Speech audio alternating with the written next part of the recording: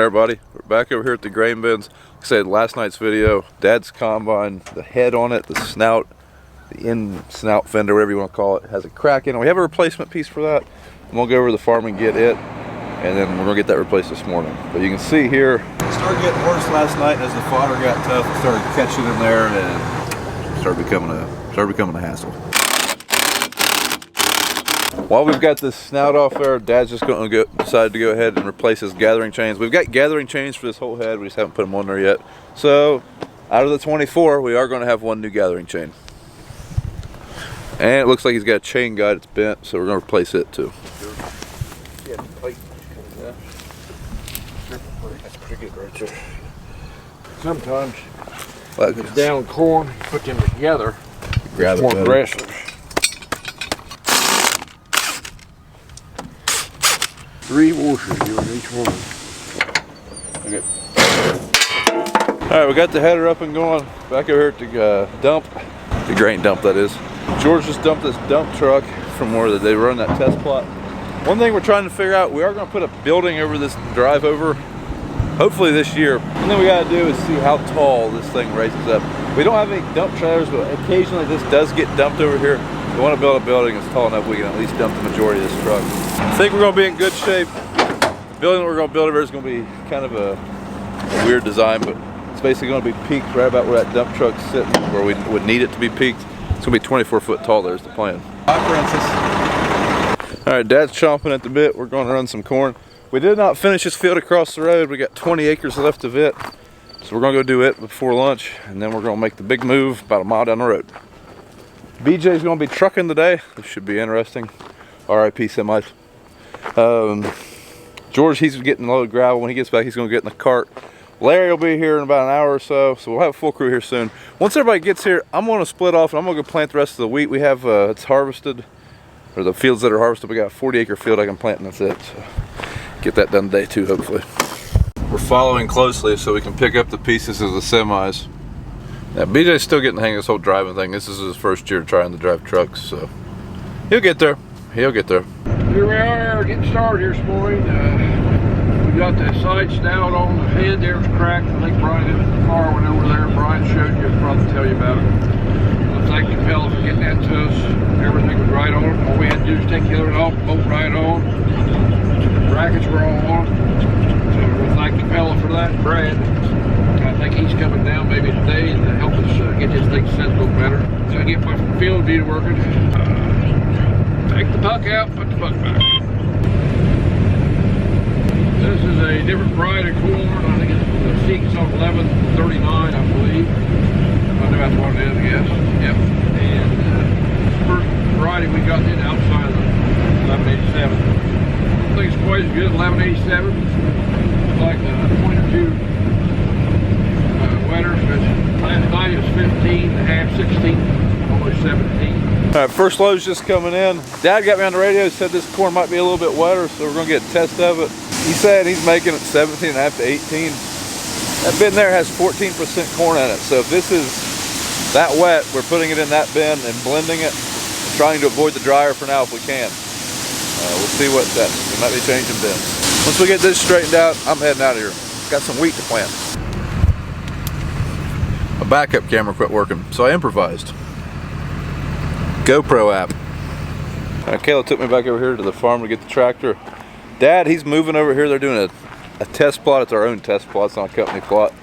And he had to get fuel for the combine, moving stuff around. So I'll be back over here with these guys after I get this wheat planted.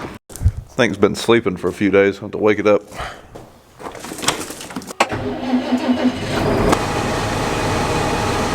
There goes the FBN, man. One of these days we're going to plant wheat. Just tricking our Capella reps here. He's going to help us dial in our corn head a little bit, see if we can't eliminate some of the corn flopping off over to the side. And then he's also going to take a look at my corn head. If you didn't know, all Klaus heads are Capella units, so they carry all the parts for them and stuff like that. And they can pretty much help you dial one in. All right, Brad's going to go over that thing. Dad, he's eating lunch, him and George, and then they'll be back down here. But we're going to get back to planting wheat, or get to planting wheat, because there's rain in the forecast. We don't have much we can do, but I darn sure want to get it done. Nothing better than starting it out with a fill-up. Our drive wheels are flat, so need to air them up too. Okay, now let's go plant wheat. Start the plot here. Dan Fox is riding with me. He's seeking salt grip. He's going to be the official guy. Tell it like it is. Right, Dan? That's right. We hope. Good or bad? Good or bad. We're doing a 1087 first variety. We'll do down and back. What'd that do? Well, between Dad and George, it'll be a miracle if this plot gets done right. George is still getting the hang of that monitor, and Dad, I don't know if he's ever going to get the hang of field view. And never one time messed up in that Case combine. We were using my field view drive and my iPad. I don't know if that's what the problem was, or if it was the fact that we weren't using an ag leader monitor. I don't know. Fill it up again. Like this darn thing has 48 holes in it or something. No ticket. Feel like we got a problem there. We can get her out of there without having to get out of the cab? That's the question. Got it! What can I say? I'm lazy. No luck this time. Happened again. Same place. Hopefully we don't have a bearing out. Hopefully it's just a stick or something, but probably not a good sign. Well, the good news is all the openers are still spinning free. Look back here and see if we can see a rock. This is kind of a gravelly field. Lots of big rocks in it, so it could have just been dragging up on one of them or something. I don't know. Okay, we got a new driver. We got a couple channel varieties in here of his. This one we're doing now is a Pioneer. We just done the cow. And then the others were 3 sequence on something, I believe. All of them been pretty dry. All been pretty consistent yield-wise except one. Almost done. 6 acres left. I'm ready to get back to where the action's at, and it ain't here. I think it's about time we teach BJ how to plant wheat. Okay, just finished up the plot here. And pretty consistent. Got one number stuck out. I'll let Brian tell you after we get it all figured up and everything, get it in order. And this is just our plot. We just planted it. And there's like most of a month difference in the planting dates. So I know that made a difference in the yield, I'm sure. The later planting seems like right now you'd think it might be, the later varieties might be the best, but that wasn't the case in this one. Well, the earlier varieties was the best and then planted first. Like I say, it's gravelly ground, it's droughty. One end, the map really shows one end. Probably, I think it was like 20 bushel difference. Maybe a little more places. Just a reference, to give you an idea of what we planned here.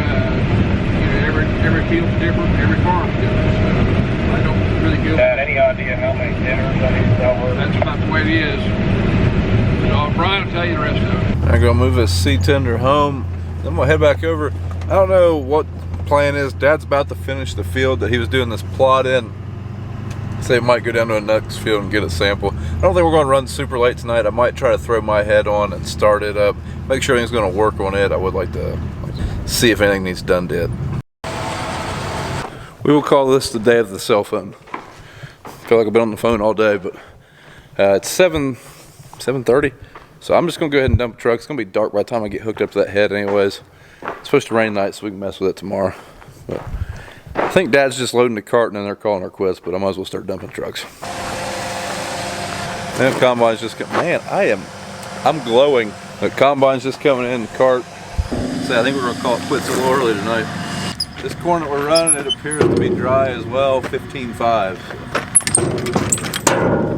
Now we're skipping the drying thing, which I am okay with.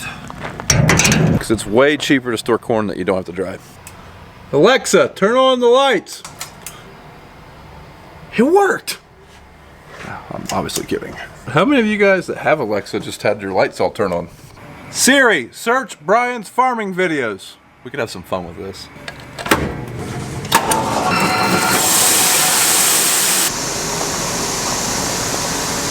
BJ's gonna stay over here and finish dumping this truck. I'm gonna go over to the other grain bins, close everything up there, cover everything. We are supposed to get a rainstorm tonight, in the middle of the night. I'm gonna make sure the the conveyor is covered up and everything's locked down. This is a couple days after we ran that plot. In fact, we're doing beans right now. Dad's combine's broke down, so he's in mine and I'm dumping trucks. But sitting there finishing this video up and realized we hadn't went over the results of the plot. So start off, the first variety we had planned was Seek & Sultan's 1087. Looks like Dad did 24 rows of that, and that's the only variety he did 24 rows of. I'm not sure why. I wasn't with him. I don't know what happened there. He's got lodging 1%. That's just kind of a guess from him and the guy riding with him. And the yield, he's got 210 bushel per acre on the 24 rows.